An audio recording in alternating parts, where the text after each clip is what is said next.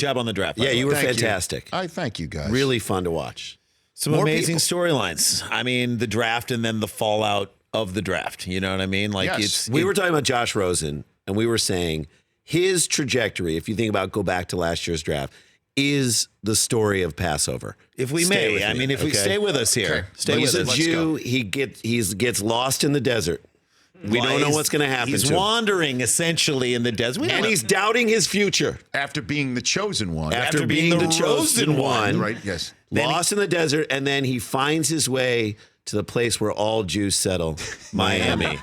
Right, and he's the promised land, and he's hoping to retire there. Like all so, Jews. I think, and Ray and I were talking about we were all talking about this could be the first pick in last year's draft. Like people were like Baker Mayfield, why didn't you take Josh Rosen? So he still hasn't shown us what he can show us. Agreed. I think he might really enjoy his time in Miami, and that's not a bad team. Well, the crazy thing is that Dolphins are already saying that he needs to compete for the job with Ryan Fitzpatrick.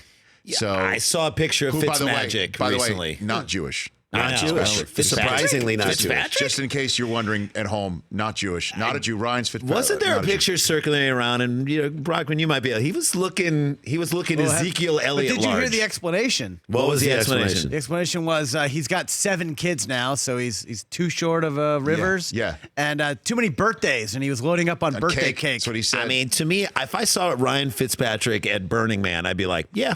You know what I mean? It's like, you can imagine him there. Yeah, but the way, we were talking, everyone's talking about the draft. No one's talking about the fact that Sebastian Janikowski announced his retirement. He did. And what a great, I'm happy for the guy. Finally, he can just let himself go, put on a couple pounds, Smoke if you want. smoke a cigarette. You know what I mean? You're out of the league. Yeah, all the guardrails are off now. Yeah, do the things you always wish the NFL prevented you from doing. Join a prostitution ring run by Tony Kukoc. You know, whatever you just gotta do. enjoy the whole... However it goes. By the way, I missed that headline. He's got free time. Tony Kukoc was part of a... I had no idea. He ran a prostitution ring, yes. And he actually, there was him and another person, so they executed a perfect triangle. Yeah, it was like a 3-ring circus. And Pippen refused to get off the bench. Refused. Yeah, No, he refused. but that actually was a real headline. We're not.